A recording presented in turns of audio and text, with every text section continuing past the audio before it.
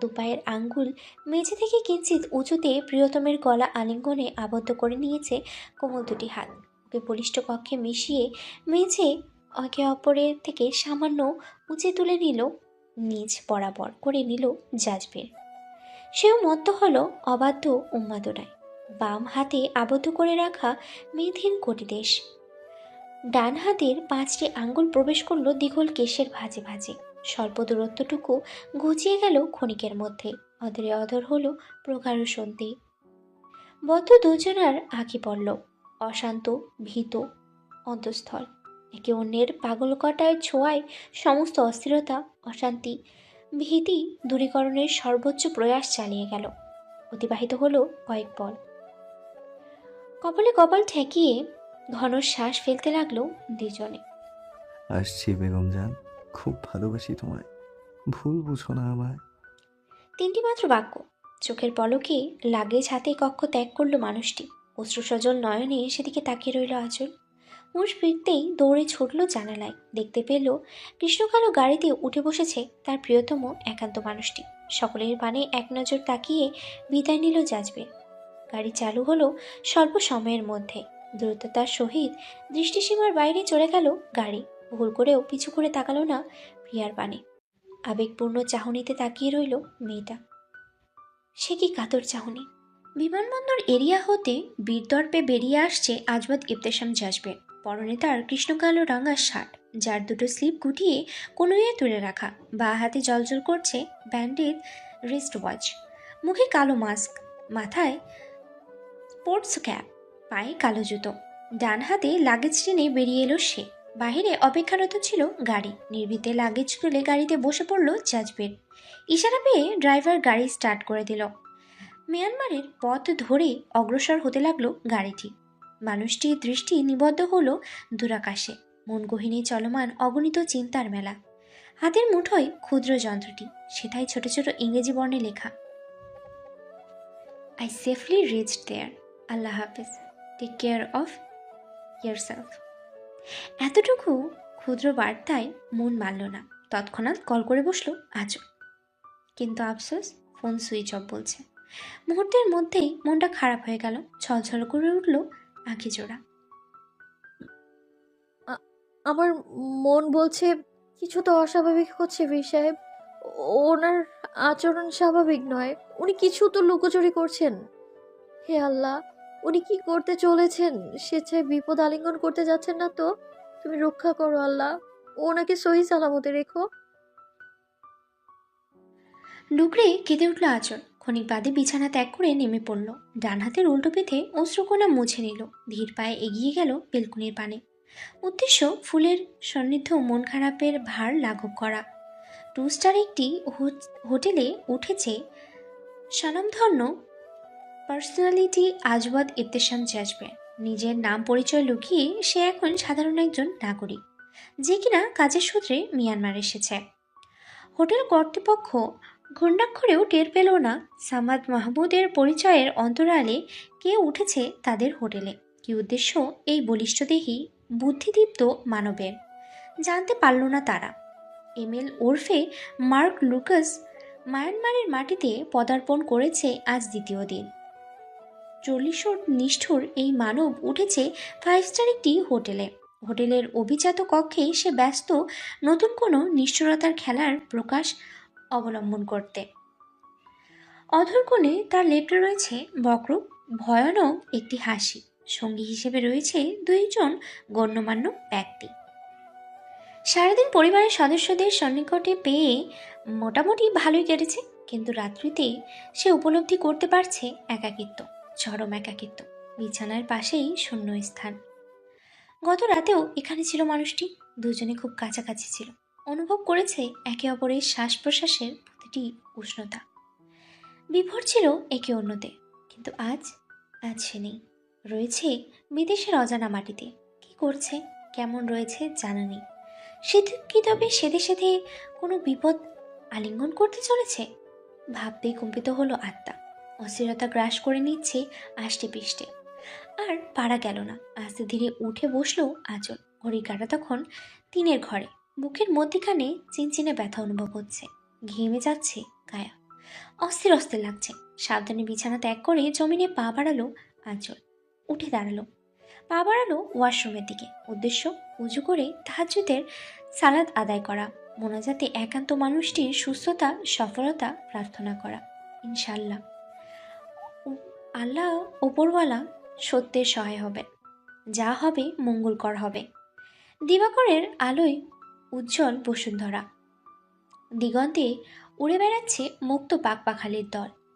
ছোট বড় কয়েকটি পাহাড়ের কোল ঘেঁষে এগিয়ে চলেছে তিনটি মাইক্রো। অভিযাত্রে ঘেরা মাইক্রো তিনটি বুঝি সমান্তরাল রেখা ধরে এগিয়ে চলেছে।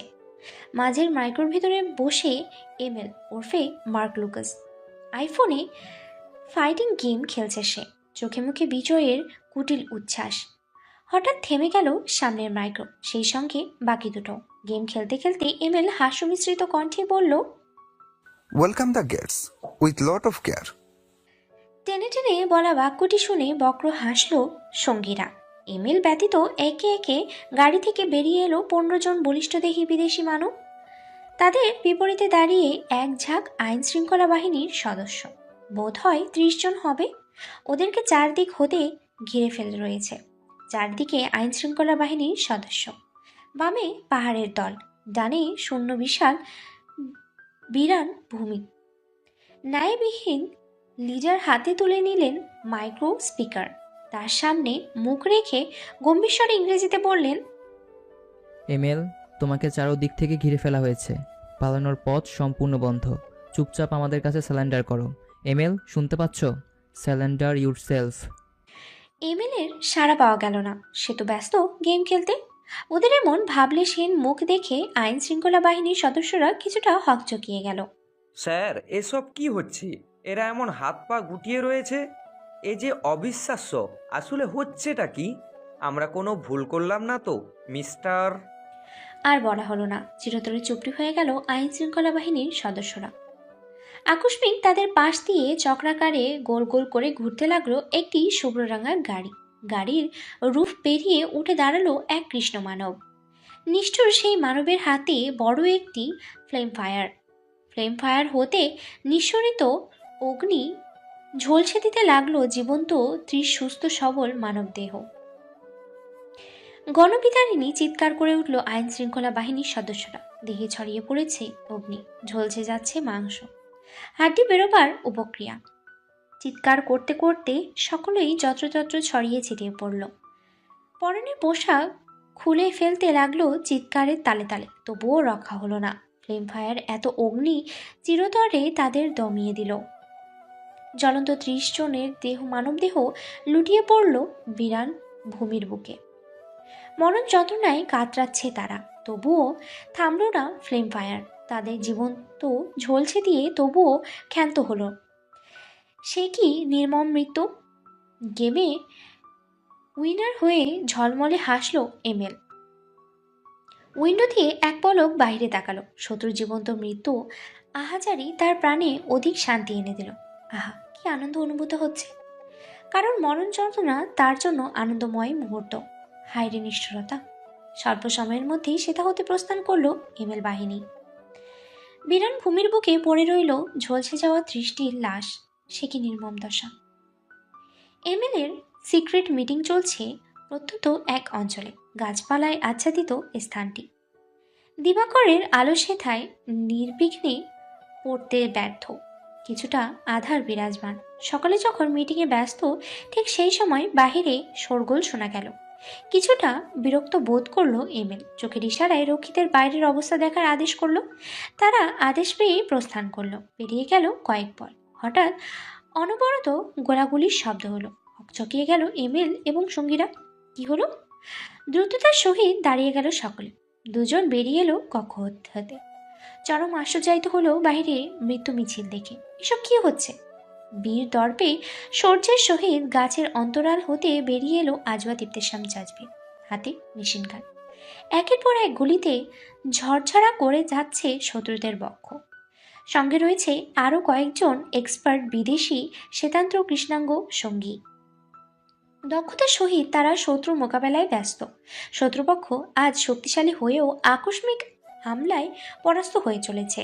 মারা পড়েছে একের পর এক। বাগান বাড়ি পুরোটা এখন জাজবিরের দখলে।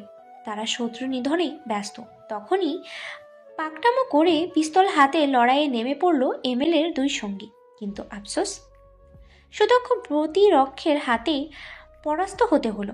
আজওয়াদ ইবতেসাম জাজবিরের দুটি বুলেট নির্দ্বিধায় প্রবেশ করলো তাদের ললাটে। রক্তে রঞ্জিত দেহ দুটি লুটিয়ে পড়ল মৃত্তিকায়। পরিস্থিতি বিবেচনা করে এমএল কর্ণে মোবাইল ঠেকিয়ে কথা বলতে বলতে দ্রুত পায়ে পিছনে দরজা দিয়ে বেরিয়ে গেল। দ্রুততার সহিত পৌঁছে গেল তার গাড়ির নিকটে। কিন্তু এ কি, গাড়ির টায়ার পাঞ্চার! অতি চিন্তিত হয়ে পড়ল সে। লাথি মারল গাড়ির দেহে। সেখানে মাত্র 15 জন শত্রু ছিল। সেখানেই খানিকের মধ্যে প্রায় 40 জন হয়ে গেল। তবুও দমল না জাজবের বাহিনী। পূর্ব পরিকল্পনা অনুযায়ী ওদের দলেও যোগদান করল সুদক্ষ 15 জন আইন শৃঙ্খলা বাহিনীর সদস্য। এবার লড়াই জমল পুরোদমে। দুপক্ষই ব্যস্ত হয়ে পড়েছে একে অপরকে ঘায়েল করতে। দক্ষতার সহিত কেউই কাউকে ছাড় দিচ্ছে না। আঘাতে আঘাতে জর্জরিত হচ্ছে দুই পক্ষই। আঘাত পাল্টা চলমান। জাজবির দক্ষ হাতে একজনকে দমন করছিল, হঠাৎই থমকে গেল। চিনচিনে ব্যথা অনুভব হলো পিঠে। চোখ মুখ যন্ত্রণায় কুঁচকে গেল। আস্তে করে পিছে ঘুরে তাকালো। শত্রুর একজন দাঁড়িয়ে, হাতে চিকন কাঠ, যার দেহে জড়ানো বড় বড় তার কাটা। এটা দিয়ে পিঠে আঘাত করেছে। কৃষ্ণাঙ্গ লোকটি যে না পুনরায় আঘাত করতে উদ্যত হলো, তার পেট বরাবর সজোরে লাথি চালালো জাজবের। লোকটা ছিটকে পড়ল কয়েক হাত দূরে। গাছের সাথে ধাক্কা লেগে পড়ে গেল মাটিতে। পিঠে স্বল্প রক্ত বের হচ্ছে। ভালোই আঘাত লেগেছে। জাজবির চোখ মুখ খিচে পিছে ঘুরে আঁকড়ে ধরল শত্রুর মুষ্টিময় হাত। ধারালো চাহনিতে তাকিয়ে থেকেই হাতটা মুচড়ে দিল। সেই ব্যক্তি হঠাৎ দক্ষতার সহিত লাথি মেরে দিল। ছিটকে কয়েক পা পিছনে চলে গেল জাজবে। তখনই কাপুরুষের ন্যায় পিছন হতে আক্রমণ করলো শত্রুপক্ষ। ধাতব ডান্ডা দিয়ে আঘাত করে বসলো ঘাড় বরাবর। যন্ত্রণায় কাঁপিয়ে উঠল মানুষটি। হাত গেড়ে ধপ করে বসে পড়ল মাটির বুকে। বা হাতে চেপে ধরল রক্তাক্ত ঘাড়। কাবু করতে পেরে বিশ্রীভাবে হাসল সেই আক্রমণকারী। ধীর পায়ে এগিয়ে এলো। জাজবির তখন যন্ত্রণায় ঘাড় চেপে ধরে মাথা নত করে রয়েছে। লোকটা একদম সন্নিকটে গেল। যেই না ওকে পুনরায় আঘাত করবে, ঠিক তখনই হঠাৎ প্রতিক্রিয়া ব্যক্ত করে উঠল আজওয়াদ ইবতেসাম জাজবির। শত্রুর পেটে চালিয়ে দিল বিষমাখা ছুরি, যা সদ্য বের করেছিল টাকনির পায়ের প্যান্টের অন্তরাল হতে। ছটপট করে উঠল শত্রু। কাতরাতে কাতরাতে পিছিয়ে গেল কয়েক কদম। দু হাতে পেটের ক্ষতস্থান চেপে ধরে মাটিতে লুটিয়ে পড়ল। কাবু হলো স্বল্প সময়ের মধ্যে। উঠে দাঁড়ালো আহত সিংহ। গর্জন করে উঠল স্বমহিমায়। বিষাক্ত ছুরি দিয়ে অনবরত আঘাত করলো দুই শত্রুকে। মেরে দিল তাদের রক্তে রাঙানো বাগানবাড়ির এরিয়া। আজওয়াদ ইবতেসাম জাজবির এদিক ওদিক চোখ বুলিয়ে শত্রুকে মেশিন গানে পরাস্ত করতে করতে অগ্রসর হলো অন্তর্মহলে। ভেতরে প্রবেশ করে নিশ্চিত হলো এমএল পলায়ন করেছে। যন্ত্রণা মিশ্রিত মুখে বক্র হাসল সে। বেরিয়ে এলো দ্রুততার সহিত। শুনশান ফাঁকা প্রশস্ত রাস্তা। আঁকাবাঁকা ভাবে এগিয়ে চলেছে গাড়িটি। এমএল শত চেষ্টা করেও গাড়িটি নিয়ন্ত্রণে আনতে ব্যর্থ। সাপের ন্যায় এঁকে বেঁকে চলছে গাড়িটি। ব্রেক ফেল করেছে। যে কোনো মুহূর্তে দুর্ঘটনা আসন্ন। চিন্তা মিশ্রিত মুখখানা আরও চিন্তিত হলো যখন সাইড মিররে দেখতে পেল পেছনে পেছনে আরও একটি গাড়ি অতি দ্রুত বেগে ধেয়ে আসছে। কি করছে পিছু? কপালের মাঝখানে ভাঁজ সৃষ্টি হলো এমএলের। দেশ জুড়ে শুরু হয়েছে তোলপাড়। সকলের নজর টেলিভিশন কিংবা সোশ্যাল মিডিয়ায়। আজ সকাল সকাল আকস্মিক সাবেক স্বাস্থ্য প্রতিমন্ত্রী মহসিন তালুকদারের কুকীর্তি ফাঁস হয়েছে সকলের সামনে। একাধিক মামলা দায়ের করা হয়েছে ওনার বিরুদ্ধে। যথাযথ প্রমাণ পুলিশের হাতে। চোখে ধুলো দেওয়ার পথ বন্ধ। চাইলেও পালাতে পারবে না উনি। পালানোর সমস্ত দ্বার যে আজ বন্ধ। এখন কি করবে উনি? আশাকুঞ্জে হতবাক পরিবারের সদস্যরা। তালুকদার সাহেব সৎ নন, কম বেশি সকলেই জানে। তাই বলে উনি এত এত অপরাধের সঙ্গে জড়িত ভাবতেই পারেননি কেউ। ওই বাট্টা তালুকদার এত বড় খাটুস ভাবতেই পারিনি। এরাই নাকি দেশের উন্নয়নের কারিগর। স্বাস্থ্য প্রতিমন্ত্রী ছিলেন উনি, অথচ দেখো স্বাস্থ্য খাতে এত এত অপরাধ কারচুপি করে গেছেন বছরের পর বছর। পাবলিক জানতেও পারেনি এরা কি করে এমনটা করতে পারে? আল্লাহর প্রতি একটু কি ভয় নেই? এদের আবার ভয় ডর? ভয় থাকলে কি আর এমন জঘন্য কুকর্ম করতো? করতো না। একদম ঠিক বলেছো ভাইয়া। ভাগ্যিস এর পর্দা ফাঁস হলো। বারটা এখন বুড়ো বয়সে জেলের ঘানি টানুক, বুঝবে এবার। ঠেলা নাম বাবাজি। এত এত কথাবার্তা হচ্ছে, এসবে একটুও মন নেই মেয়েরও জাজলের। মেয়েটা কেমন অন্যমনস্ক হয়ে রয়েছে। অস্থিরতা অনুভূত হচ্ছে শিরায় উপশিরায়, তড়িৎ বেগে স্পন্দিত হচ্ছে হৃদযন্ত্রটি। এমন লাগছে কেন? কেন মন বলছে খারাপ কিছু হতে চলেছে, আঘাত পেতে চলেছে খুবই নিকটজন। শরীরটা এখনও পুরোপুরি সেরে ওঠেনি, দুর্বলতা রয়েছে। এর মধ্যে এমন লাগছে। আর সইতে পারল না আজ। আস্তে ধীরে লিভিং রুম ত্যাগ করে বেডরুমের দিকে পা বাড়ালো। উদ্দেশ্য উজু করে পবিত্র কোরআন শরীফ তেলাওয়াত করা। নিশ্চয়ই মহান রবের সান্নিধ্যে স্বস্তি মিলবে হৃদয়ে। জনশূন্য রাস্তা ধরে আঁকাবাঁকা গতিতে অগ্রসর হয়ে চলেছে গাড়িটি। এলএম ওরফে চার্লসের বাঁ কানে ঠেকানো স্মার্টফোন কাঠিন্য মিশ্রিত কণ্ঠে হিসহিসিয়ে আদেশ করল কারণ মরণের। কিল হিম। ছোট্ট দুটি শব্দ, কিন্তু কি ভয়ঙ্কর। নিমিষেই ঘনিয়ে এলো কারোর মৃত্যু। এমএল বাঁ হাতে ফোনটা ছুঁড়ে ফেলল পাশের সিটে। অতঃপর অতি দক্ষতার সহিত সামান্য কয়েক মুহূর্তের মধ্যেই ব্রেক ফেল করা গাড়িটি চলে এলো তার নিয়ন্ত্রণে। চোখে মুখে কাঠিন্য, বুদ্ধিদীপ্তের ছাপ। বয়সের ভার এখনো ছুঁতে পারেনি তাকে। 40 তো মাঝারি গড়নের মানুষটির শিরা উপশিরায় ধূর্ত বুদ্ধি। ভয়ঙ্কর শিকারীর ন্যায় শিকারকে একটু একটু করে যন্ত্রণা দিয়ে থাকে সে। দেয় স্বল্প বিজয় উদযাপনের সুযোগ, অতঃপর আকস্মিক হামলা সমলে উৎপাদিত করে দেয় শত্রুর নাম ও নিশানা। এভাবেই বিগত 1 যুগ ধরে তার সুবিশাল সাম্রাজ্য পরিচালনা করে আসছে। ধীরে ধীরে গড়ে তুলেছে অভেদ্য দুর্গের ন্যায় পাপাচার, অপরাধ, অন্যায়, নিপীড়নের বিশালাকার সাম্রাজ্য। হয়ে উঠেছে মাফিয়া ওয়ার্ল্ডে ভয়ঙ্কর, নিষ্ঠুর, হিংস্র, দুর্ধর্ষ, মায়াদয়হীন, অতি দ্রুত এক কিং, যে কিনা ধরাছোঁয়ার বাইরে। ইন্দ্রজালের মতন এক সুগভীর ধোঁয়াশাময় জ্বালা মায়াজালে নিজেকে আবৃত করে রেখেছে এতকাল।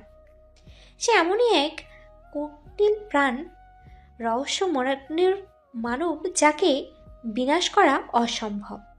অসম্ভব। চোখে মুখে বিজয়ের কুটিল হাসি ফুটিয়ে এক লাফে গাড়ির বনেটে উঠে বসলো মার্ক লুকাস। অতি স্বল্প সময়ের মধ্যেই বিপরীতে এসে দাঁড়ালো একটি গাড়ি। 1 সেকেন্ডে, 2 সেকেন্ড, 3 সেকেন্ডের মধ্যে গাড়িটির দ্বার উন্মোচন হলো। বেরিয়ে এলো আজওয়াদ ইবতেসাম জাজবের। পরনে তার আর্থ গ্রিন রাঙ্গা শার্ট এবং কৃষ্ণ রঙের প্যান্ট। ডান হাতের স্লিভ অগোছালো ভঙ্গিতে কবজির ধারে খসে পড়েছে।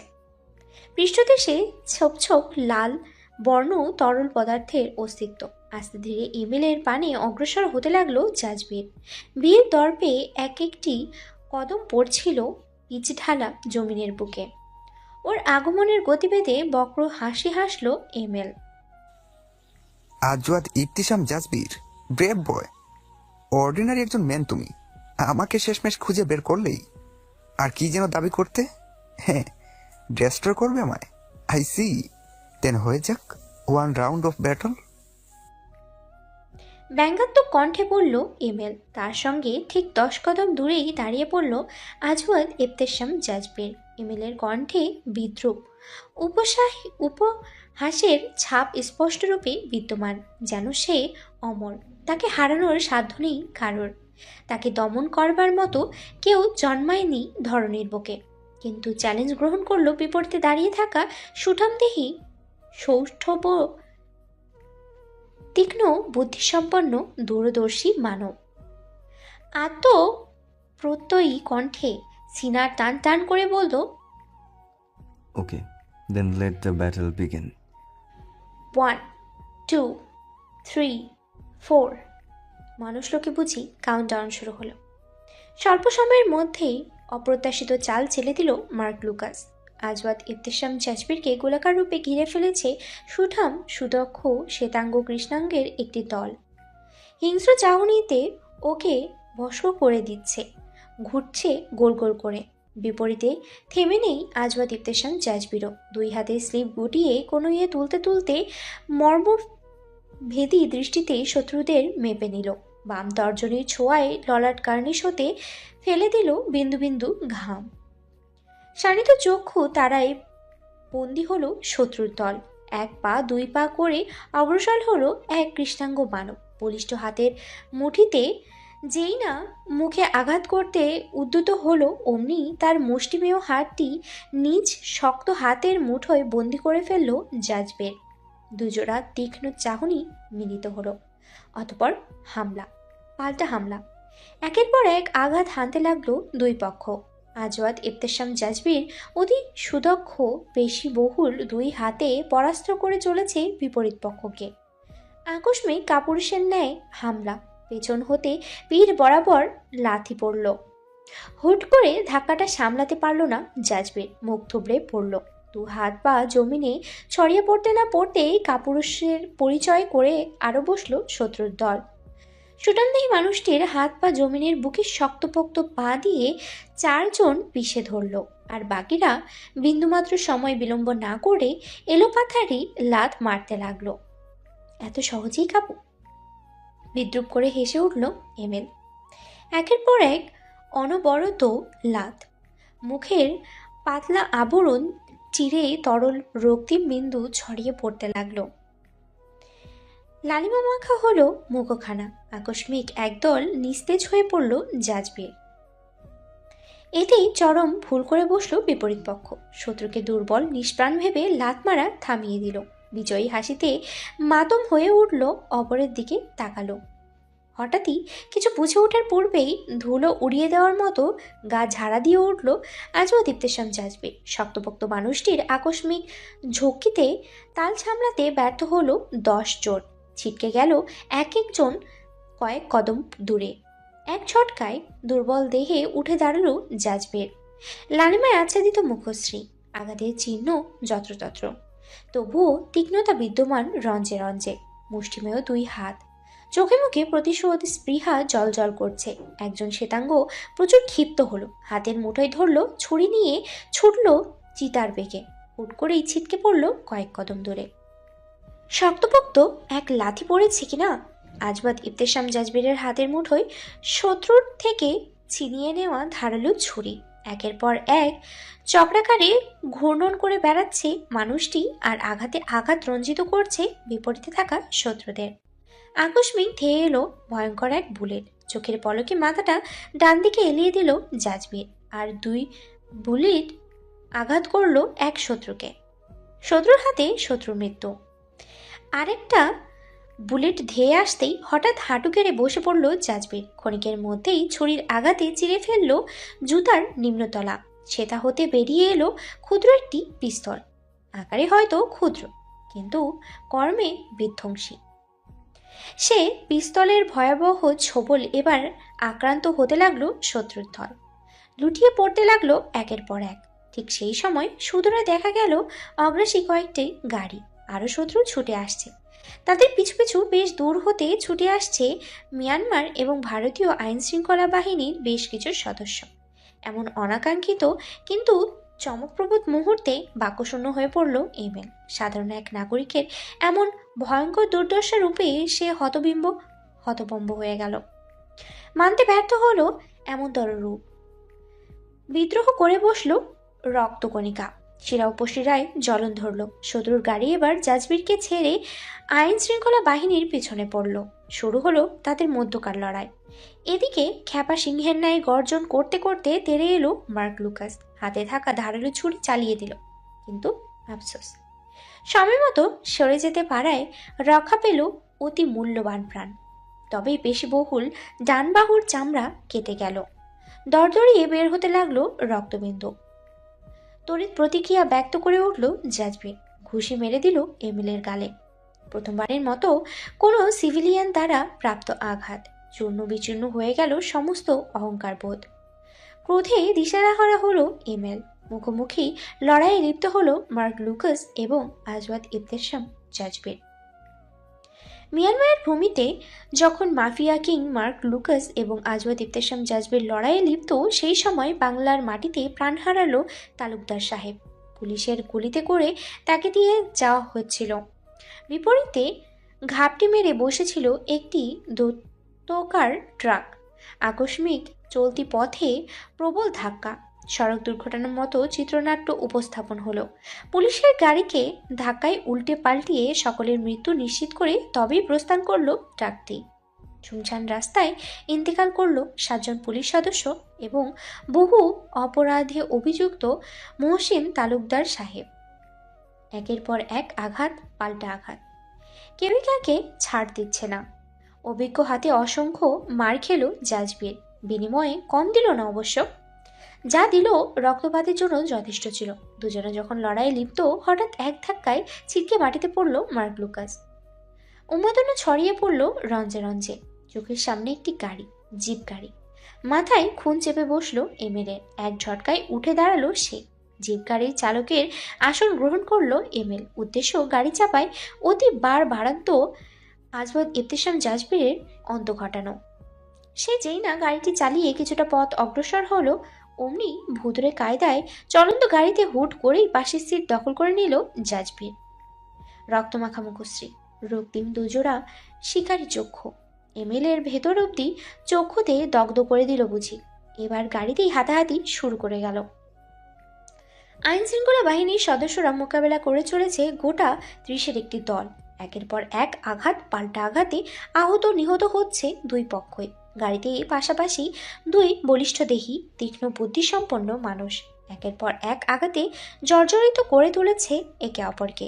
এলোমেলো ভঙ্গিতে ছুটছে গাড়িটি। এই বুঝি দুর্ঘটনার শিকার হলো। সিট বেল্ট নেই কারোর দেহে। আকস্মিক গাড়িটি গতিবেগ চাপ বেড়ে বৃদ্ধি পেল। স্টিয়ারিংয়ে এখন কারোরই হাত নেই, দুজনেই হাতাহাতিতে জড়িত। হুট করে গাড়িটি সর্বোচ্চ গতিবেগে ছুটতে লাগলো। এলোমেলো কায়দায় ধেয়ে যেতে লাগলো পথের পর পথ। হঠাৎ এক ধাক্কা রোড ব্রেকারের সঙ্গে তুমুল গতিবেগে চলমান গাড়িটি নিয়ন্ত্রণ হারিয়ে উল্টে গেল। বড়সড় ধাক্কায় ছিটকে পড়ল জমিনের একাংশে। যথাসময়ে দেখতে পেয়ে সতর্ক হয়েছিল একজন, সে তড়িৎ লাফিয়ে পড়ল রাস্তার বুকে। আরেকজন চাপা পড়ল গাড়ির মধ্যখানে। উল্টো হয়ে রয়েছে গাড়িটি। সিটের নিচেই চাপা পড়েছে পদযুগল। মাথা আঘাত লেগেছে জীবের দেহে। রক্তপাত হচ্ছে এখানে সেখানে। দম বন্ধকর পরিবেশ, শ্বাস ফেলতেও কষ্ট হচ্ছে। যন্ত্রণা হচ্ছে বক্ষপিঞ্জরে। হৃদযন্ত্রের ক্রিয়া অস্বাভাবিক। খুব খুব কাশি আসছে। ঠিক তখনই সম্মুখে চোখ গেল, কেঁপে উঠল অন্তরাত্মা। চোখের সামনে হাতছানি দিয়ে ডেকে উঠল মৃত্যুর ভয়াল থাবা।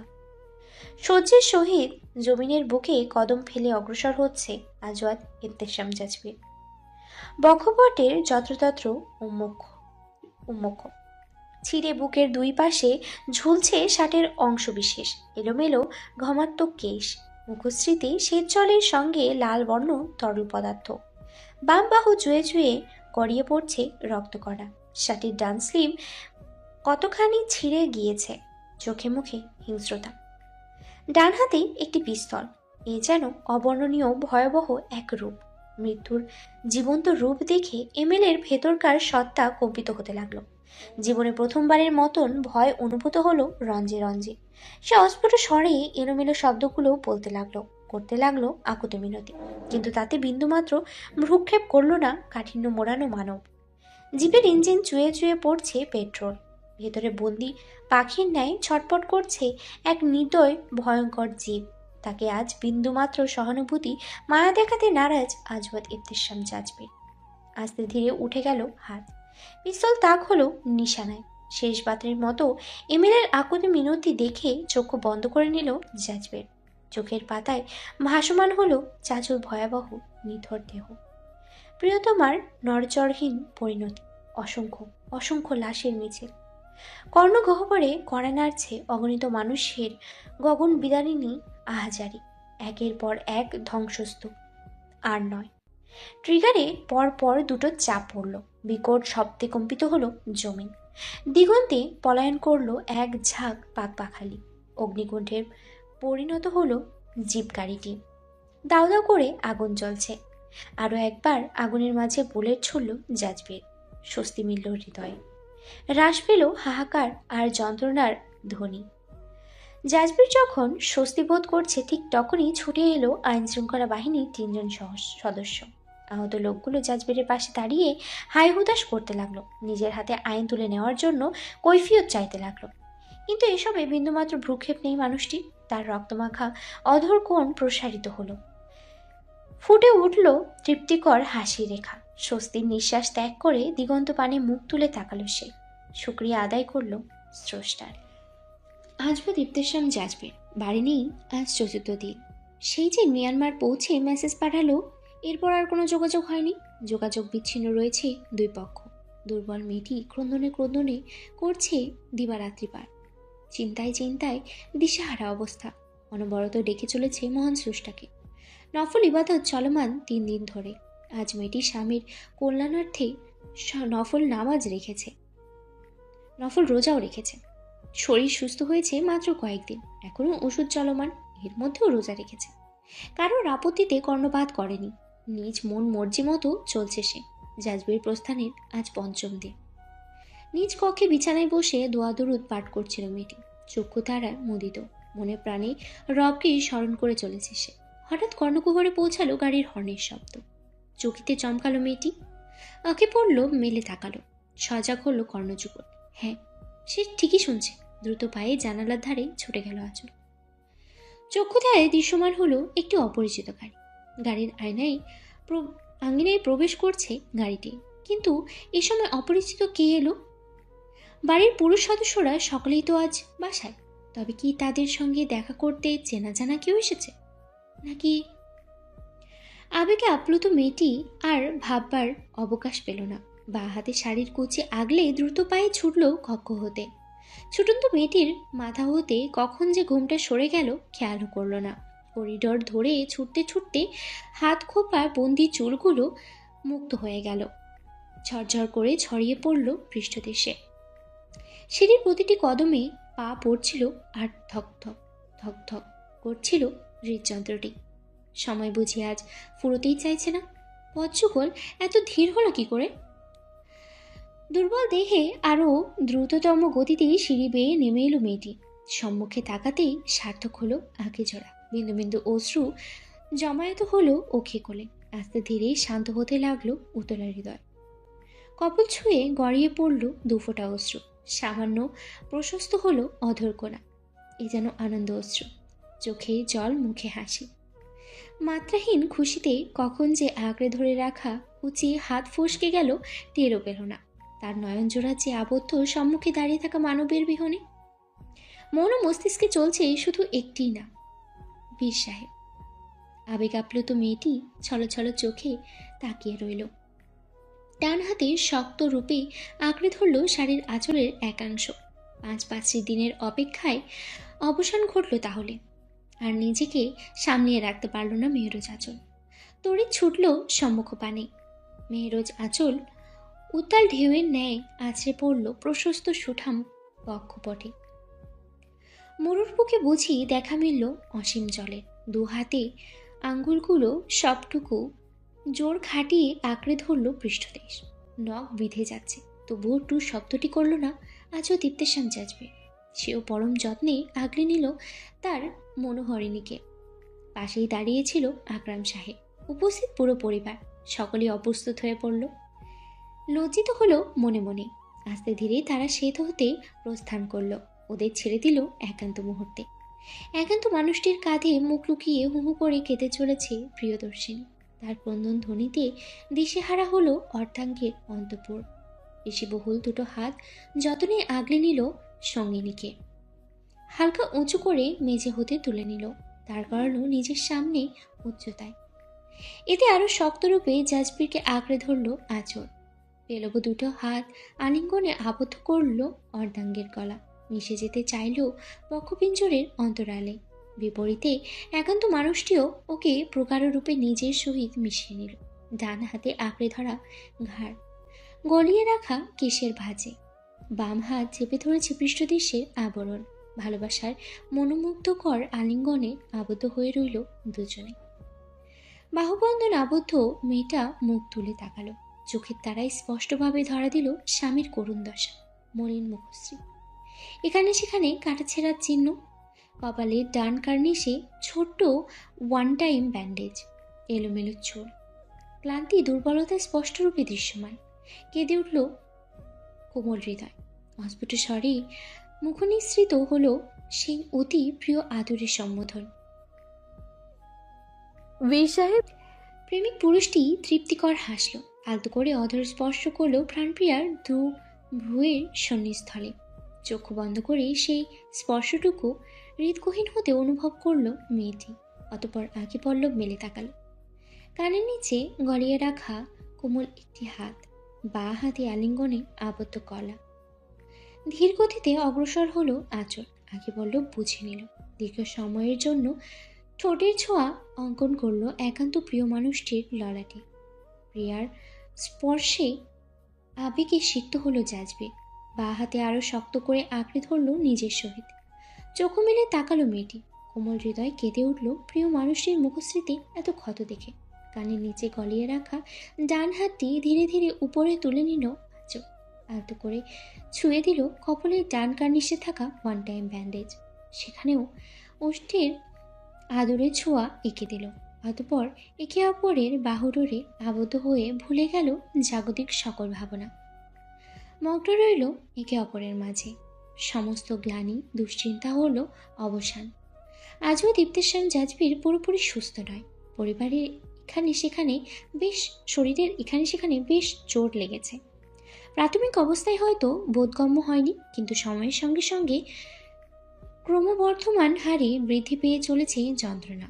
তবে এই শারীরিক যন্ত্রণা ফিকে হয়ে যাচ্ছে প্রিয়দর্শিনী সেবা শুশ্রূষায়। বিছানায় হেলান দিয়ে বসে রয়েছে জাজবে। ধ্যান ভগ্ন হলো প্রাণপ্রিয়ার ডাকে। অধর কোণে প্রসারিত হলো তার। প্রিয়ার হাতে খাবারের প্লেট, চুপটি করে সম্মুখে কিন্তু বেশ সন্নিকটে বসল আঁচল। খাবার সারতেই আপত্তি জানালো জাজবে। খেতে ইচ্ছে করছে না, ক্ষুধামন্দা চলছে। এতে মায়াবী চোখ জোড়া গরম করে তাকালো আঁচল। মিথ্যে মিথ্যে ভয় পাওয়ার ভঙ্গিমা করলো মানুষটি। এতে কপট রাগ দেখাতে গিয়েও ফিক করে হেসে উঠল মায়াময়ী মেয়েটি। আর সে হাসিতে বিমোহিত হলো বাদামি রাঙা চক্ষু জোড়া। নিস্তব্ধ যামিনী বিছানায় শুয়ে রয়েছে জাজবে। আলতো করে তার দেহে কাঁথা জড়িয়ে দিল আঁচল। কক্ষের সমস্ত আলো নিভিয়ে ডিম লাইট জ্বালালো। এসে বসলো অর্ধাঙ্গের শিয়রে। পেলব হাতটি গলিয়ে দিল কেশের ভাঁজে। মাথায় হাত বুলিয়ে দিতে দিতে চোখে চোখ পড়ল। ইশারায় ঘুমোতে বলেই মিষ্টি করে হাসলো মেয়েটি। সন্তুষ্ট চিত্তেই আঁকি পল্লব বন্ধ করে নিল জাজবে। ঘুমের রাজ্যে পাড়ি জমানোর পূর্বে নিজের সঙ্গে আগলে নিল তার বেগম জানকে। তন্দ্রাচ্ছন্ন প্রিয়ার কেশের ভাঁজে ঠোঁটের ছোঁয়া এঁকে দিল আঁচল। বেডরুমে আড্ডা বসিয়েছে ভাই ও বোনেরা। আড্ডার মধ্যমণি মেহেরজ আঁচল।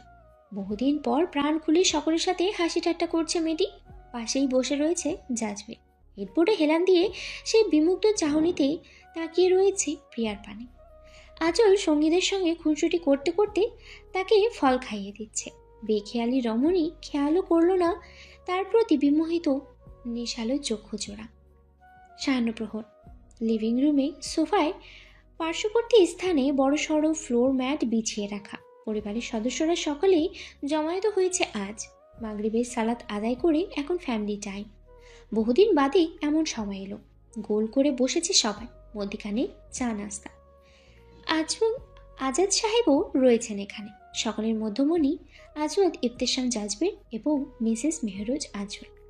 আকরাম সাহেব চায়ের কাপে চুমুক দিয়ে শুধালেন, শুনলাম তানিশা মেয়েটা নাকি ধরা পড়েছে, অ্যারেস্ট হয়েছে। কফি মগ ডান হাতে আঁকড়ে ধরা সোজা সাপটা জবাব দিল জাজবে। হ্যাঁ, আজ দুপুরবেলা ধরা পড়েছে। লালমনিরহাট থেকে ওকে অ্যারেস্ট করা হয়েছে। বাব্বা, ওই মেয়ে তো খাঁটি এক পিস বটে। পালানোর জন্য শেষমেশ লালমনিরহাট বেছে নিল। মানুষ পালানোর জন্য বেশিরভাগ আনকমন জায়গায় বেছে নেয়, কমন জায়গায় কমই যায়। এটাও ঠিক। মাথা নাড়িয়ে সম্মতি জানালো তাওসিফ। সেইবার বিস্কুটে ছোট্ট কামড় বসিয়ে চিবোতে চিবোতে জাজবেরের উদ্দেশ্যে বলল, ভাইয়া, আজ কিন্তু আমি আবদারের ঝুলি নিয়ে হাজির হয়েছি। বহুত তো ধৈর্য ধরলাম, আর কত? এবার তো ধৈর্য ধরতে ধরতে 80 বছরের বুড়ো হয়ে যাব। আর নয় ধৈর্য ধারণ, এবার হবে সমস্ত রহস্য উন্মোচন। তাওসিফের নাটকীয় বক্তব্য ফিক করে হেসে উঠল আঁচল। সেই সঙ্গে বাকিরাও হাসলো। জাজবের মৃদু হেসে বলল, আবদারের ঝুলি ক্যারি করতে গিয়ে বুড়ো হতে হবে না, বলেই ফেলো কি চাই। আড়মোড়া ভেঙে বসলো তাওসিফ। কফি মগে বড় সড়ো চুমুক দিয়ে বলে উঠল, চাই সমস্ত রহস্যের পর্দাফাশ। আচ্ছা, শুধু আচ্ছা নয়, সবটা জানতে চাই আমরা। কিন্তু সে তো বেশ লম্বা হিস্ট্রি, সবার কি ধৈর্য কুলাবে? কুলোবে মানে? আলবাত কুলোবে। আপনি বলা তো শুরু করুন, আমার নাক কান মস্তিষ্ক সব একত্রিত করে শুনছি। হাই ফাইভ দিয়ে উঠল দুই সখী, আঁচল ও জিনিয়া। এতগুলো দিন বাদে খুনসুটি, দুজনেই বুঝি কিঞ্চিত অপ্রস্তুত হয়ে পড়ল। তবে আঁচল মুচকি হেসে সবটা সামলিয়ে নিল। ওকে। দম ফেলল আজও দীপ্তেশন জাজবের। কফিতে এক সিপ বসিয়ে নিজেকে ধাতস্থ করে নিল। সকলের দৃষ্টি নিবদ্ধ তার পানে। উৎসুক হয়ে বসে রয়েছে সকলে, অপেক্ষা আজ সমস্ত রহস্য উন্মোচনের। সাবেক স্বাস্থ্যমন্ত্রী মহসিন তালুকদার বছর 5 আগে সে প্রতিমন্ত্রী পদত্যাগ করে। বলা ভালো, নির্বাচনে হেরে গিয়ে পদত্যাগ করে। তার সঙ্গে আমার পার্সোনাল রেশানল শুরু হয় বছর 3 আগে। চমকালো উপস্থিত সকলে। মহসিন তালুকদারের সঙ্গে আজও দীপ্তেশাম জাজবের ব্যক্তিগত রোশানল। কিসের জন্য? তারা তো এই বিষয়ে অজ্ঞাত। তার সঙ্গে আমার কিসের ঝামেলা ভাবছো তো? ঠিক আছে বলছি। তার সঙ্গে আমার ঝামেলার সূত্রপাত ঘটে ক্যান্সার ভ্যাকসিন নিয়ে। Cancer vaccine? ছোটখাটো বিস্ফোরণ হলো বুঝি রুম জুড়ে। অবাক চাহনিতে একে অপরের মুখ চাওয়াচাই করতে লাগলো সবাই। শুধুমাত্র আকরাম সাহেব এবং আজাদ সাহেবের মুখভঙ্গি স্বাভাবিক। আরও একজন স্বাভাবিক থাকতো যদি আজ সে এখানে উপস্থিত রইত। সে আর কেউ নয়, বরং এনামুল সাহেব। হ্যাঁ, তিনি। আচল মনে মনে আওড়াতে লাগলো, ক্যান্সার ভ্যাকসিন, CNCER, ক্যান্সার। ইন্নালিল্লাহ, তার মানে সেই নীল গোপনীয় ফাইল যেটা আমি কাভার্ডে পেয়েছিলাম, ওটা ক্যান্সার ভ্যাকসিন বিষয়ক ফাইল ছিল। CA দিয়ে ক্যান্সার। হতবিম্ব মেয়েটা স্তব্ধ হয়ে গেল। এদিকে জাজবেরের অভিব্যক্তি এখন কিঞ্চিত পরিবর্তন হয়েছে। সে মলিন কণ্ঠে বলতে লাগলো, সেই ছোট্ট বয়সে মাকে হারিয়েছি। মরণ ব্যাধি ক্যান্সার আমার মাকে কেড়ে নিল। তখন থেকে ক্যান্সার নিয়ে আমার যত ভাবনা শুরু হলো। সময়ের সঙ্গে সঙ্গে বড় হতে লাগলাম, আর মনের মধ্যে অদম্য জেদ চেপে বসতে লাগলো। ক্যান্সারের প্রতিষেধক আবিষ্কার করা হয়ে উঠল আমার মূল লক্ষ্য। 2015-তে আমি সঞ্জীবনী ফার্মাসিউটিক্যালে জয়েন করি অ্যাজ এ এমপ্লয়ি। ধীরে ধীরে দক্ষতার সহিত সর্বোপরি উপরওয়ালার রহমতে সঞ্জীবনীকে উন্নতির শিখরে পৌঁছাতে সক্ষম হই। 2020-এ শুরু হয় আমার ড্রিম প্রজেক্ট ক্যান্সার ভ্যাকসিন। ওই বছর শেষের দিকে জানি না কি করে মহসিন তালুকদার আমার এই প্রজেক্টের ব্যাপারে জানতে পারে। আর জাগ্রত হয় লোভী আত্মা। লোভী আত্মা? হ্যাঁ, লোভী আত্মা। আমাকে কয়েকবার অফার দিয়েছিল হ্যান্ডসাম অ্যামাউন্টের বিনিময়ে আমি যেন তাকে ক্যান্সার ভ্যাকসিনের ফর্মুলা দিয়ে দিই, কিন্তু তাতে লাভ হয়নি। আমার কাছ থেকে সরাসরি রিজেক্টেড হয়ে সে ভিন্ন পন্থা অবলম্বন করা শুরু করে। কিডন্যাপ করলো আমার বিশ্বস্ত কর্মচারী মঞ্জু সাহেবকে। সবুজ নামক একটা গুন্ডা মঞ্জু সাহেবকে কিডন্যাপ করলো। খবর পেয়ে আমিও অভাবনীয় পন্থা অবলম্বন করলাম। তুলে নিলাম সবুজকে। তাকে অনেকবার জেরা করা হলো, কিছুতেই মুখ খুলছিল না। শেষমেশ ফ্যামিলির ক্ষতি আশঙ্কা করে মুখ খুলল। আমরা সহি সালামতে উদ্ধার করলাম মঞ্জু সাহেবকে। তাহলে মঞ্জুর উধাও হওয়ার পেছনে এই কাহিনী? কিন্তু তুমি তো বলেছিলে। মিথ্যা বলেছিলাম, বলতে বাধ্য হয়েছিলাম। তখন সত্যটা বলার মতো পরিস্থিতি ছিল না। এরপর কি হলো? আমাদের সিক্রেট ল্যাব আছে পুবাইলে। সেখানে 2020 সাল থেকে ক্যান্সার ভ্যাকসিন নিয়ে রিসার্চ চলছে। এতদিনে কেউ ঘুণাক্ষরেও জানতে পারেনি আমাদের সিক্রেট রিসার্চ ঠিক কোথায় হচ্ছে। তবে 6 মাস আগে হঠাৎ করে ল্যাবে হামলা হয়। লাকিলি তখন ল্যাবে কেউ ছিল না, আর সমস্ত সিক্রেট ইনফরমেশন আমাদের কাছেই সুরক্ষিত ছিল। তাই ব্যর্থ হলো হামলাকারীরা। শেষমেশ আমরা বাধ্য হলাম আমাদের পুরনো এই ল্যাবের লোকেশন চেঞ্জ করতে। বর্তমানে আমাদের ল্যাবটা মুন্সিগঞ্জে শিফট করা হয়েছে। আচ্ছা, এটা কি করে সম্ভব? মানছি আপনাদের ল্যাব গোপনীয়তার সহিত ছিল, তবুও আপনি কিংবা অন্য কেউ যখন ল্যাবে যেত, তালুকদার সাহেবের লোকেরা কখনো ধরার চেষ্টা করেনি? কোনো ভুলভাল বুদ্ধি প্রয়োগ করেনি লোকেশন জানার জন্য? It's a magic. আমি কিংবা চাচু সাধারণত ল্যাবে যেতাম না, খুব আর্জেন্ট হলেই যেতাম, তাও আবার রাতের অন্ধকারে। তালুকদারের লোকেরা কয়েকবার আমাদের ফলো করার বৃথা চেষ্টা করেছিল, কিন্তু লাভ হয়নি। আমরা ওদের চোখে ধুলো দিয়ে ঠিকই চলে গিয়েছিলাম। আর সিক্রেট ল্যাবে যে ঠিক কারা কাজ করছে ওদের জানা ছিল না, তাই কাকে রেখে কাকে ফলো করবে। ওরা ব্যর্থ হলো দিনের পর দিন। বাকশূন্য মেহেরোজ আজল। তার গোমরা মুখ ও বুনো ওলের মাথায় এমন জিলিপি প্যাচের বুদ্ধি ভাবতেই পারেনি সে। ক্যান্সার ভ্যাকসিনের ফর্মুলা পাওয়ার জন্য তালুকদার দিনের পর দিন প্রেশার ক্রিয়েট করতে লাগলো। ইনফ্যাক্ট আমাকে তার বাড়ি অবধি ডেকেছিল, কিন্তু লাভ হয়নি। এবার ওরা বিদঘুটে চাল দেয়া শুরু করলো। বিদঘুটে চাল যেমন? আমাদের বিয়ের 1.5 মাস পরের কথা, চাচ্চুর উপর একটা অ্যাটাক হয়েছিল, মনে পড়ে? চমকালেন তাহমিনা। ছলছল করে উঠল আঁখি জোড়া, চোখের সামনে ভেসে উঠল সেদিনের সেই মুহূর্ত। এনামুল সাহেবের কপালে ওয়ান টাইম ব্যান্ডেজ, হাত পায়ে ছোট ছোট আঘাতের চিহ্ন। তার মানে সেই ঘটনার সঙ্গে মহসিন তালুকদার জড়িত। জাজবের এবং আঁচলের বিবাহিত জীবনের তখন 1.5 মাস চলছে। হঠাৎ এক তপ্তময় দুপুরে বাড়ি ফিরে এলেন এনামুল সাহেব। অসময়ে ওনাকে দেখে তাহমিনা যত না অবাক হলেন, তার চেয়ে কয়েক গুণ বেশি ঘাবড়ে গেলেন। এ কি দেখছেন উনি? ওনার স্বামী, হাতে পায়ে ছোট ছোট চোট, কপালের এক পাশে ওয়ান টাইম ব্যান্ডেজ। মানুষটা কেমন ক্লান্ত শ্রান্ত দেহে হেঁটে হেঁটে আসছে, বোঝা যাচ্ছে হাঁটতে কষ্ট হচ্ছে। টলমল করছে পদযুগল। তৎক্ষণাৎ স্বামীর পানে ছুটে গেলেন উনি। সেদিন বাড়ির সকলে প্রচণ্ড অবাক হয়েছিল এনামুল সাহেবের দুরবস্থা দেখে। তবে আফসোস, সত্যিটা কেউই জানতে পারেনি। এনামুল সাহেব চতুর্দর সাথে সবটা সামলিয়ে নিয়েছিলেন, কিন্তু ওনার ভাতিজা আজওয়াদ ইবতিসাম জাজবের তাকে বোকা বানাতে পারেননি। চাপে পড়ে সবটা বলতে বাধ্য হন। চাচ্চু বিজনেস মিটিংয়ের জন্য একটা রেস্টুরেন্টে যাচ্ছিল। শুনশান রাস্তায় হঠাৎ গাড়ির টায়ার পাংচার হয়ে যায়। গাড়ি সারাতে টাইম লাগছিল, তাই চাচ্চু ফ্রেশ এয়ারের জন্য গাড়ি থেকে বেরিয়ে আসে। ঠিক তখনই সকলেই উদ্গ্রীব পরবর্তী ঘটনা শুনতে। তাহমিনা অশ্রুসিক্ত নয়নই তাকিয়ে রয়েছেন। কয়েক হাত দূর থেকে কেউ গুলি চালায়। ওপরওয়ালা সহায় ছিলেন, তাই তো চাচ্চু হামলাকারীকে লক্ষ্য করে সময় মতো সরে যেতে সক্ষম হয়। ছিটকে পড়ে মাটিতে, আর গুলিটা এসে বিদ্ধ হয় গাড়ির কাঁচে। গাড়ির পাশে যেহেতু চাচু পড়ে গিয়েছিল, কাচের কিছু টুকরো এসে চাচুর হাতে পায়ে বিদ্ধ হয়। কপালে সামান্য কেটে যায়। ওই দিন হামলাকারী আঙ্গুল তাক করে চাচুকে শাসিয়ে যায়। আসলে ওদের উদ্দেশ্য মারা নয়, বরং ভয় দেখিয়ে কাবু করা ছিল। ওরা এই ভয় দেখানোর স্ট্র্যাটেজি আরও কয়েকবার ফলো করেছে, কিন্তু সাকসেসফুল হতে পারেনি। আঁচল তাকালো স্বামীর পানে, জিভ দিয়ে শুষ্ক ওষ্ঠধর ভিজিয়ে মৃদু স্বরে বলল, বীর সাহেব, আমি যদি ভুল না হয়ে থাকি তাহলে সেন্ট মার্টিনে ওরা ভয় দেখাতেই ওসব করেছিল, রাইট? ভাবি, 1 সেকেন্ড। সেন্ট মার্টিনে আবার কি হয়েছিল? আমরা তো কিছুই বুঝতে পারছি না, একটু ক্লিয়ার করে বলবি কি? প্রশ্নাত্মক চাহনিতে তাকিয়ে রয়েছে তাওসিফ। স্বামীর ইশারা পেয়ে আঁচল মুখ খুলল। আসলে আমার জন্মদিনের আগে আগে আমরা সেন্ট মার্টিনে গিয়েছিলাম না, তখন একটা দুর্ঘটনা ঘটেছিল।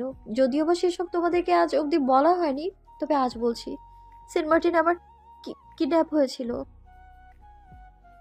মিনমিনে কণ্ঠস্বর শুনেই চরম আশ্চর্যায়িত হলো সবাই। উত্তেজিত হয়ে পড়লেন আকরাম সাহেব। কি? তুই কিডন্যাপ হয়েছিলি? আচল মা, এসব কি বলছিস? তোরা কিডন্যাপ কি করে? আচল ঠিকই বলছে বাবা, ওকে সত্যি কিডন্যাপ করা হয়েছিল। জাজবের থামতেই কিডন্যাপের সময়কালীন সেই দুঃস্মৃতি পুনরায় মানসপটে এসে ভাসল। সবাইকে প্রকৃত ঘটনা জানানো মেহেরুজ আঁচল। কিডন্যাপের ঘটনা শুনে সকলে প্রতিক্রিয়া ব্যক্ত করতেই বুঝি ভুলে গেল। আবিদা কিছুটা রাগত স্বরে বলে উঠলেন, তোমরা কি, হ্যাঁ, এত বড় কাণ্ড ঘটে গেল, তাও আবার এতগুলো মাস আগে, অথচ আমরা কিনা আজ শুনতে পাচ্ছি। আঁচল আস্তে করে উঠে দাঁড়ালো, গিয়ে বসলো ফুপির সম্মুখে। হাঁটু গেড়ে বসলো মেয়েটা, দুই হাতের আঁচলাই ভরে নিল ফুপির দুই হাত। মোলায়েম স্বরে বলল, ফুপি, ও ফুপি, তুমি প্লিজ রাগ করো না। ও সময় পরিস্থিতি অনুকূলে ছিল না। আমি নিজেও তো বুঝতে পারছিলাম না কি থেকে কি হচ্ছে। তোমরা তো জানোই বীর সাহেব কেমন চাপা স্বভাবের মানুষ। উনি তো আমাকেও ঠিকঠাক মতো কিছু বলেননি। এখন দেখো, আজ যদি সবটা বলেন। ফুপির রাগ গলে পানি হয়ে গেল। আলতো করে চুমু এঁকে দিল মেয়েটার ললাটে। হাত ধরে উঠিয়ে সোফায় নিজের পাশে বসালেন। বাম কপালে হাত বুলিয়ে আদর করে দিলেন।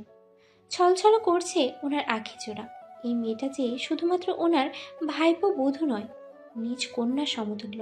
তাই তো মেয়ের বিপদের কথা শুনে বুকটা কেমন কেঁপে উঠল। আকরাম সাহেব ওদের থেকে মায়াময় চাহনি সরিয়ে পুত্রের দিকে তাকালেন, কাঠিন্য মিশ্রিত চাহনিতে। আজাদ সাহেব গম্ভীর স্বরে বললেন, এত বড় কথাটা লুকিয়ে ঠিক করো নিশের। তবে যা হওয়ার হয়ে গেছে, ওসব বাদ দাও। এবার বলো এরপর কি হলো? ওরা দিদিভাইকে কিডন্যাপ করেছিল কেন? আমাকে ইমোশনালি চূর্ণ বিচূর্ণ করার জন্য। ভেবেছিল ওটাই মোক্ষম সুযোগ ব্ল্যাকমেইল করে ভয় দেখিয়ে ফর্মুলা আদায় করে নেয়ার। তবে তার হলো কোথায়? কেন কেন সফল হয়নি কেন? তুমি কি করেছিলে ভাইয়া? আর কি, গুন্ডাদের ঢিসুম ঢিসুম করে সমুদ্রে চিৎপটাং করে আমাকে ওই টিভি সিনেমার হিরোদের মতো করে উদ্ধার করলেন।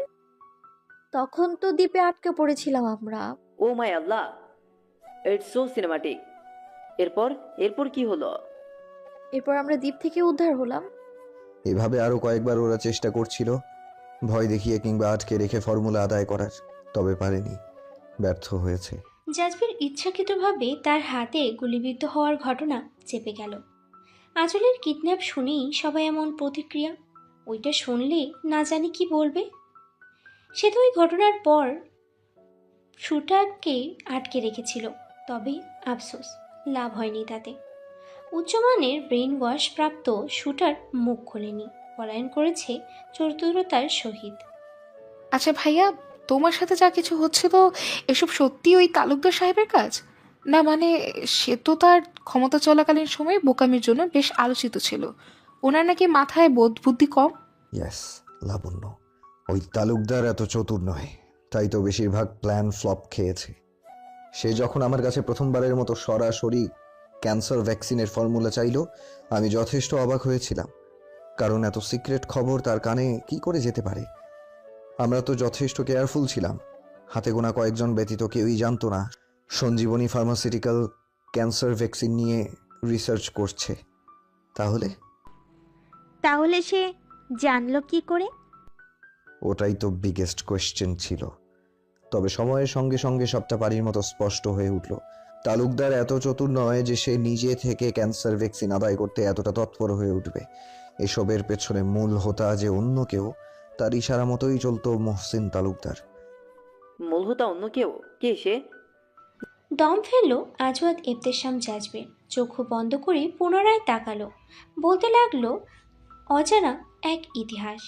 এমএল ওরফে মার্ক লুকাস, কুখ্যাত মাফিয়া টিম ব্ল্যাক হোল এর প্রতিষ্ঠাতা এবং লিডার। বর্তমানে তার বয়স 44। বিগত এক যুগ ধরে পৃথিবীব্যাপী চলছিল তার রাজত্ব। অল্প বয়সেই সে বিভিন্ন অপরাধে জড়িয়ে পড়ে। সময়ের সঙ্গে সঙ্গে হয়ে ওঠে মাফিয়া ত্রাস এমএল। তবে তার ব্যাকগ্রাউন্ড সম্পর্কে আজও কেউ পুরোপুরি অবগত নয়। কারোর ধারণা এমএল রাশিয়ান নাগরিক, কেউ বা মনে করে জার্মান বংশোদ্ভূত। আসলে তার প্রকৃত পরিচয়, ফ্যামিলি ব্যাকগ্রাউন্ড সবার অজানা। ব্যক্তিগত জীবনে সে যথেষ্ট গোপনীয়তা বজায় রেখে চলেছে। তাই তো তার মা, বাবা, ভাই বোন, এমনকি স্ত্রী সন্তান সম্পর্কে কেউই জানে না। সবটাই ধোঁয়াশায় আচ্ছন্ন। এমএলএর দুর্ধর্ষ পরিকল্পনা এবং চতুরতার জন্য বিগত এতগুলো বছর ধরে সে নিরাপদ ছিল, সেফ ছিল, কেননা সে কখনো তার শত্রুর সামনে মুখ প্রকাশ করেনি। শত্রু কি খুব খুব কাছের বহু মিত্র তার চেহারা দেখার সুযোগ পায়নি। আর যেসব শত্রু তাকে একবার দেখার সুযোগ পেয়েছে, তারা আর পৃথিবীতে নেই, শ্বাস নেওয়ার সুযোগ পায়নি। মেরে দেয়া হয়েছে তাদের। এমএল তার গোপনীয়তা নিয়ে যথেষ্ট সচেতন ছিল। যদি কখনো মনে হয়েছে তার যদি কখনো মনে হয়েছে যে তার চেহারা জনসমক্ষে প্রকাশ পেতে চলেছে, ঝুঁকি রয়েছে, তৎক্ষণাৎ সে চাল চেলে দেয়। অত্যাধুনিক প্রযুক্তির ব্যবহার করে ফেসিয়াল প্লাস্টিক সার্জারি করে চেহারা বদলে নেয়। আইন শৃঙ্খলা বাহিনীর ধারণা মতে সে আজ অবধি 3বার চেহারা বদলেছে। এটাই সত্য নাকি আরও কিছু রয়েছে জানা নেই কারোর। ছদ্মবেশ ধারণে বহু ভাষায় দক্ষ মার্ক লুকাস ওরফে এমএল এর জুড়ি নেই। মাফিয়া দুনিয়ায় সে হয়তো এমএল নামে পরিচিত, কিন্তু বাস্তব জীবনে কখনো চার্লস, ড্যানি, মিডাস প্রমুখ নামে আত্মগোপন করছে, কখনো চার্লস, ড্যানি, মিডাস প্রমুখ নামে আত্মগোপন করেছে। পৃথিবীর বিভিন্ন দেশে সে আত্মগোপন করেছে আজ অবধি, যা আইন শৃঙ্খলা বাহিনীর হিসাবের বাহিরে। এমএল সম্পাদিত অপরাধের সীমা নেই। এমন কোনো অপরাধ নেই যা করেনি সে বা তার টিম। কম বেশি সকল অপরাধেই জড়িত ছিল ব্ল্যাক হোল। এমএল এর অপরাধ জগতে নির্দিষ্ট নিয়ম ছিল। সে সুযোগ ও সুবিধা বুঝে অপরাধের ঘাঁটি গড়ত। যেমন ভারতীয় উপমহাদেশের নারীরা বড্ড কোমলমতি, সহজ সরল, তাদের ফাঁদে ফেলা সহজ। এছাড়াও এখানে মাদকদ্রব্যের ব্যাপক চাহিদা। তাই তো ভারতীয় উপমহাদেশে নারী পাচার এবং মাদকদ্রব্য সাপ্লাই বহুল প্রচলিত। আফ্রিকার দেশগুলো গরিব দেশ, ওখানে খাদ্যদ্রব্য সব কিছুর বড্ড অভাব। তাই তো গরিব সহজ সরল লোকগুলোকে সহজে ফাঁদে ফেলা যায়। টাকার লোভে আফ্রিকার দেশগুলোতে অহরহ অর্গান ট্রাফিকিং চলে। এমন করে অবস্থা বুঝে পৃথিবীর বিভিন্ন দেশে তার অপরাধের মূল ঘাঁটি অবস্থিত। অত্যন্ত কুটিল বুদ্ধির অধিকারী এমএল সকলকে নির্দ্বিধায় ওপেন চ্যালেঞ্জ জানাতে ভালোবাসে। তাই তো সর্বপ্রকার অপরাধ করে সেখানে নিজস্ব চিহ্ন ফেলে আসে। গোলাকার বৃত্ত, তন্মধ্যে ড্রাগনের মুখ, এটাই মাফিয়া ত্রাস এমএল এর চিহ্ন, হিজ সাইন। বুঝিয়ে দেয় এই অপরাধটি আমার টিম দ্বারা হয়েছে, পারলে ধরে দেখাও। এমন করেই বিগত 1 যুগ ধরে মাফিয়া দুনিয়ায় রাজত্ব কায়েম করে এসেছে মার্ক লুকাস ওরফে এমএল। তবে সবকিছুর যে এক সময় না এক সময় অন্ত রয়েছে, তাই তো দমন হলো অপরাধের, জয় হলো ন্যায়ের। জাজবির তার জানা গল্প স্বল্প তথ্যসমূহ পরিবারের সদস্যদের সঙ্গে শেয়ার করলো। হতভম্ব হলো সকলে। এ কেমন নির্দয় নরপশু! দার্জিলিং বোম ব্লাস্ট মনে আছে তোমাদের? দার্জিলিং ব্লাস্ট? হ্যাঁ, মনে আছে তো। কেন, কি হয়েছে? ওই ব্লাস্টটাও এমএল এর কাজ। এছাড়াও ভারত বাংলাদেশের সীমান্তে সম্প্রতি যে ধ্বংসযজ্ঞ হলো, ওটাও এমএল করিয়েছে। এর পেছনের কারণ কি জানো? এমএল এর দলবল নতুন একটা বিধ্বংসী বোমা আবিষ্কার করেছে। সেটাই ট্রায়াল চালিয়ে দেখালো দার্জিলিং মল রোডে। আর সীমান্তে ওরা পাচার করতে গিয়েছিল। পথিমধ্যে বাধা হয়ে দাঁড়ালো সীমান্তরক্ষীরা। ফলস্বরূপ নির্মম মৃত্যু। 2 জন অপরাধী কোনো মতে ধরা পড়েছিল, তবে লাভ হয়নি। এমএল এর আদর্শে উজ্জীবিত 2 জন সুইসাইড করেছিল। মানে এমএল এর তরে প্রাণ দেবে, তবুও তার সঙ্গে বেইমানি করবে না। এদেরকে এতটাই বাজেভাবে ব্রেইন ওয়াশ করা হয়, লাইক জঙ্গি বাহিনী। তরুণ সদস্যদের মুখশ্রী পুরো হতভম্ব। এরা কখনো বুঝে উঠতে পারছে না এই এমএল মানুষ ছিল নাকি আস্ত এক নরখাদক যে কিনা মৃত্যু নিয়ে খেলতে ভালোবাসে। এ তো এক ভয়ানক সাইকো। দম ফেলল আজওয়াদ ইবতেসাম জাজবি। গ্লাস হাতে ঢকঢক করে পানি পান করল। নীরবে অতিবাহিত হলো কিছু সময়। পুনরায় বলতে লাগলো জাজবির। ক্যান্সার ভ্যাকসিনের ফর্মুলা আমার কাছে সিক্রেট কোড আকারে ছিল, যার জন্য পাগল প্রায় হয়ে উঠল তালুকদারের দলবল। ফর্মুলার জন্য 2বার আমার অফিসে গোপন তল্লাশি চালিয়েছে। রাতের আধারে বাড়ি অবধি এসেছে, তবে আফসোস তা পাইনি। কেননা ওই ফর্মুলার কোড আমি একটা পেন ড্রাইভে সংরক্ষণ করে ফেলেছি। সেই পেন ড্রাইভ রাখা হয় আমাদের ফ্যামিলি জিমনেশিয়ামে, আমার লকারে। একদম অকল্পনীয় জায়গা। ওরা ভাবতেও পারেনি ফর্মুলা অমন সহজ জায়গায় রাখা হতে পারে। This is the trick I used. সমস্ত বড় বড় সন্দেহজনক জায়গা খুঁজেও ব্যর্থ ওরা। পেল না ফর্মুলা, কেননা তা তো লকারে সুরক্ষিত রাখা। তালুকদার ফর্মুলা পেল না, আর ব্যর্থতায় জর্জরিত হয়ে সে গোপনে যোগাযোগ করতে লাগলো এমএল এর সঙ্গে। কিন্তু সে কি জানে আজওয়াদ ইবতিসাম জাজবীরের দলবল 24/7 তার উপর বিশেষ নজরদারি রাখছে? জানে না। তাই তো সহজেই নজরদারিতে ফেঁসে গেল সে। মাত্র 4 মাসের মধ্যেই লুকচুরি সমাপ্ত। সে জানতেও পারল না তার মাধ্যমে আজওয়াদ ইবতিসাম জাজবীর খোঁজ পেল এমএল নামক অস্তিত্বের। ইয়া আল্লাহ, এসব কি শুনছি? আমাদের তলে তলে এত কিছু হয়ে গেল, আর আমরা কিনা সিনেমার শেষে এসে রহস্য উন্মোচন দেখছি। ছি ছি ছি, আমরা তো আস্ত অকর্মণ্য। ভাইয়ের এত এত বিপদ আপদ জানতেই পারলাম না। ভাইয়া, তুমি এতেই এত মন খারাপ করছো, আর আমি তো সবটাই অর্ধেকের চেয়েও অর্ধেক দেখেছি, শুনেছি, কিন্তু বুঝিনি 1 সেন্টিমিটার অবধি। বুঝবো কি করে? উনি কি আমায় কিছু বলেছেন কখনো? সব খালি ধামা চাপা দিয়ে যেতেন।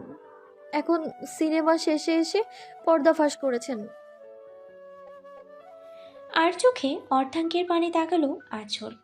অতঃপর দৃষ্টি সরিয়ে নিল। জাজবির তাতে ভ্রুক্ষেপ না করেই চুলে ব্যাকবাস করে নিল, যেন কিছুই হয়নি। Everything is all right. তো তোমাদের আর কিছু জানার আছে? জিনিয়া কিছু বলার পূর্বেই মুখ খুললেন তাহমিনা। অত্যন্ত শীতল কণ্ঠে থেমে থেমে জিজ্ঞেস করলেন, তোমার চাচুর সঙ্গে কি হয়েছিল জাইবির? কে অমন নৃশংসভাবে হত্যা করলো ওনাকে? হতবিম্বর হলো পরিবারের সদস্যরা। থমথমে হলো পরিবেশ। তাহমিনার নেত্রকোণে জমায়িত অশ্রুকণা দেখে তাওসিফের হাসি হাসি মুখখানা মিলিয়ে গেল। ছলছল করে উঠল জেরিনের আঁখি যুগল। সকলেই তাকালো জাজবিরের পানে। উদ্দেশ্য এনামুল সাহেবের মৃত্যুর রহস্য উন্মোচন। কে বা কারা তাকে এভাবে হত্যা করেছে? কি উদ্দেশ্য ছিল তাদের? আজবাদ ইবতেসাম জাজবিরের পানে কৌতূহলী দৃষ্টিতে তাকিয়ে রয়েছে পরিবারের সদস্যরা। তামিনা ভেজা কণ্ঠে বললেন, আমার বিশ্বাস তুমি সবটা জানো জাইবির। দয়া করে আর লুকোচুরি করো না, সত্যিটা বলো। কি হয়েছিল তোমার চাচুর সঙ্গে? কে বা কারা ওনাকে? আর বলতে পারলেন না তামিনা। শাড়ির আঁচলে মুখ লুকিয়ে কেঁদে উঠলেন। জেরিন তৎক্ষণাৎ উঠে দাঁড়ালো। মায়ের পাশে বসে মাকে বুকে আগলে নিল। আলতো করে মাথায় হাত বুলিয়ে সান্ত্বনা দিতে লাগলো। তাফসিফুর চোখও ছলছল করছে। অল্প সময়ের মধ্যেই আবেগঘন হয়ে উঠল পরিবেশ। সকলে কোনো মতে নিজেদের ধাতস্থ করে নিল। তাকালো জাজবিরের পানে।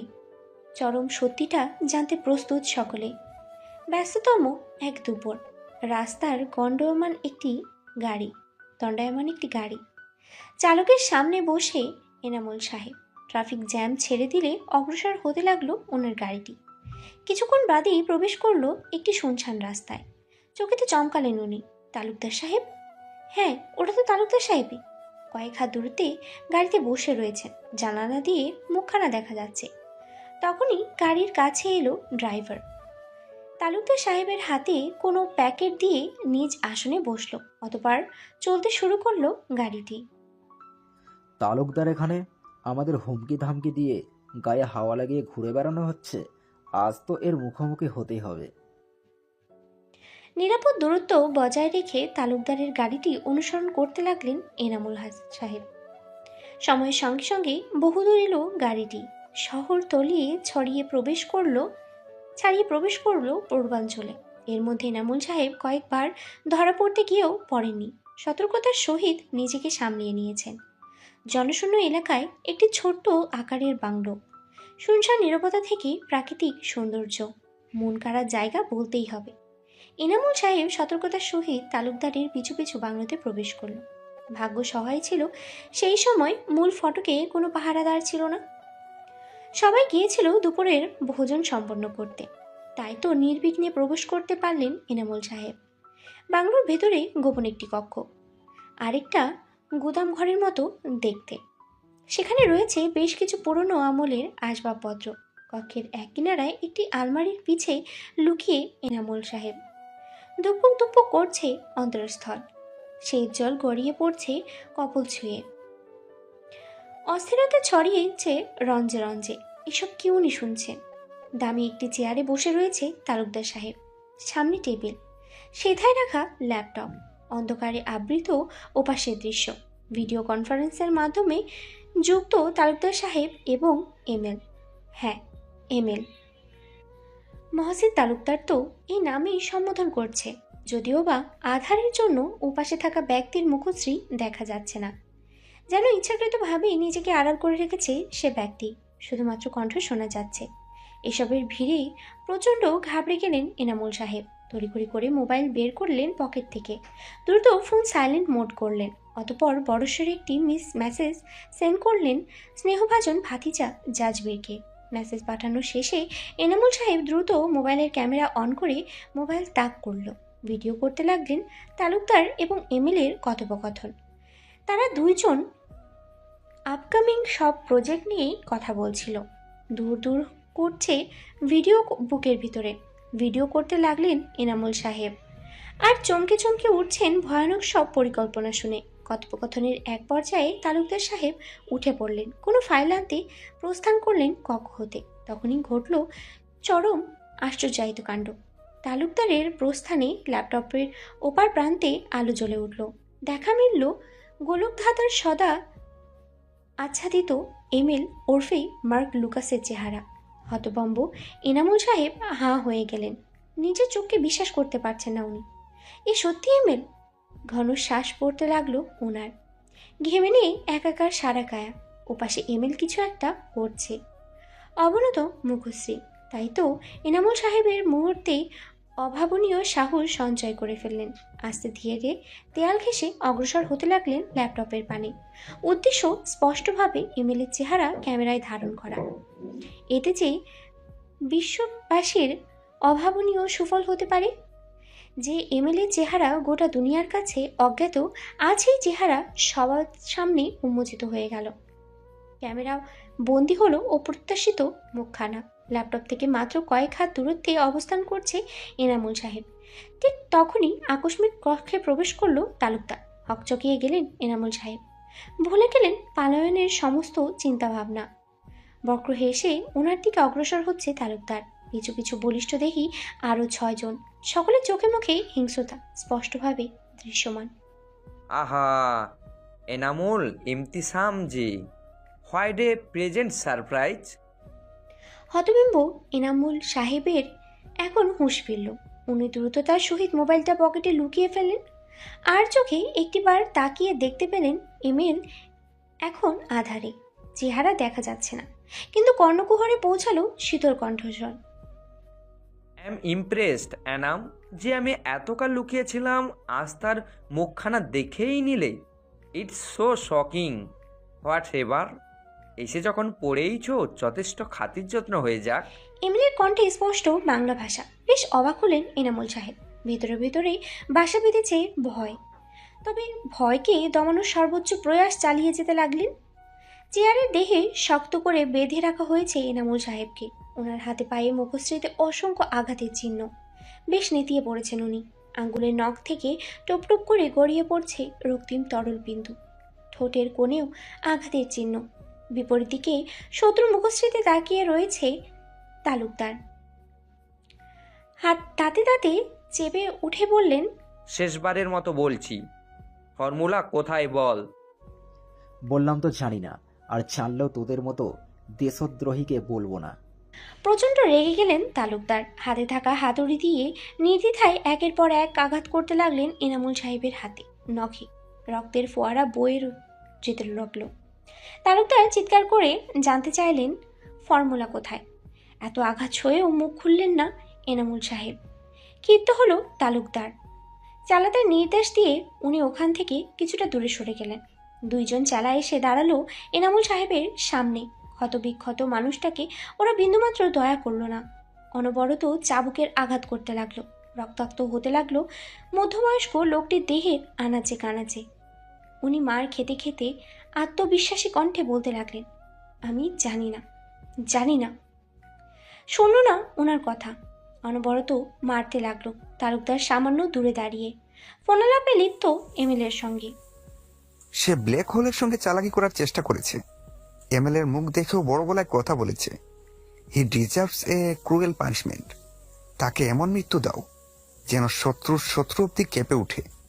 উঠতে বসতে জব করে এমএল। মাটিতে পড়ে রয়েছে নিস্তেজ দেহটি। মেশিন গানের এক একটি বুলেট এসে আঘাত হানছে দেহে। ছিন্ন ভিন্ন হচ্ছে দেহ। ফিনকি দিয়ে বেরিয়ে আসছে রক্ত।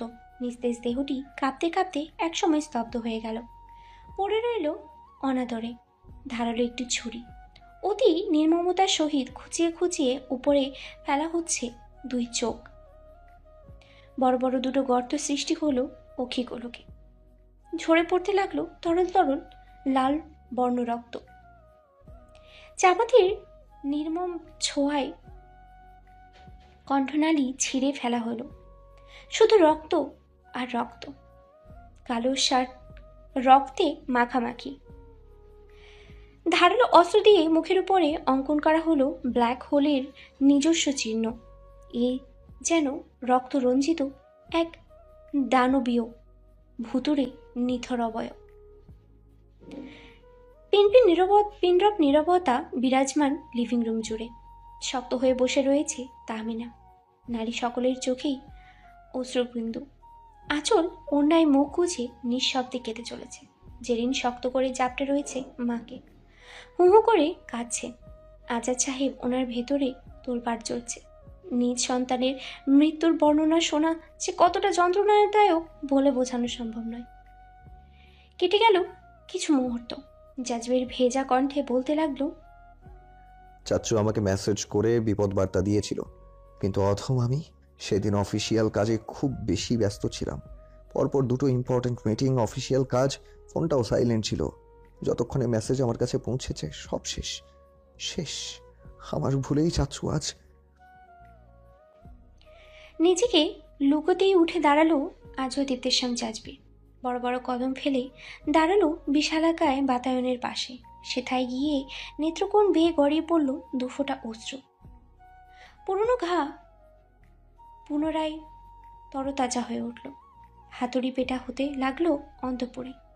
এ যে অসহনীয় গ্লানি, বড্ড যন্ত্রণাদায়ক। ঈশা রাজান দিচ্ছে। আলাপচারিতা ভঙ্গ হলো। দুঃখ ভারাক্রান্ত সকলে আস্তে ধীরে উঠে পড়ল, পা বাড়ানো নিজ কক্ষের দিকে। রয়ে গেল শুধু আঁচল, জাজবির এবং তাহমিনা। আঁচল মনিন বদনে স্বামীর পাশে গিয়ে দাঁড়ালো, কাঁধে রাখলো ভরসার হাতখানি। সেথায় ক্রোধ মিশ্রিত নয়নে তাকিয়ে রয়েছেন তাহমিনা। রাতের ভোজন সম্পন্ন হয়েছে কিছুক্ষণ পূর্বে। বিশ্রাম নেওয়ার উদ্দেশ্য একে একে তরুণ সদস্যরা আসলো লিভিং রুমে। আয়েশ করে ফ্লোরে ম্যাটে বসলো। অল্প সময়ের মধ্যে ফ্লোর ম্যাট পরিপূর্ণ হলো। পুনরায় শুরু হলো অসমাপ্ত আলাপচারিতা। দীর্ঘশ্বাস ফেলে জাজবির বলতে লাগলো, চাচুর মেসেজ যখন আমি পড়ি তখন চাচু আর আমাদের মাঝে নেই। এমএলএর ভয়ঙ্করী শিকার হয়ে দুনিয়া ত্যাগ করেছে, কিন্তু আমার মন ও মস্তিষ্কে তখন খুন চেপে ধরেছে। এমএলএর রক্তের নিশায় মত্ত হতে লাগলাম আমি। একদিন চুপিসারে পৌঁছে গেলাম সেই ঘটনাস্থলে।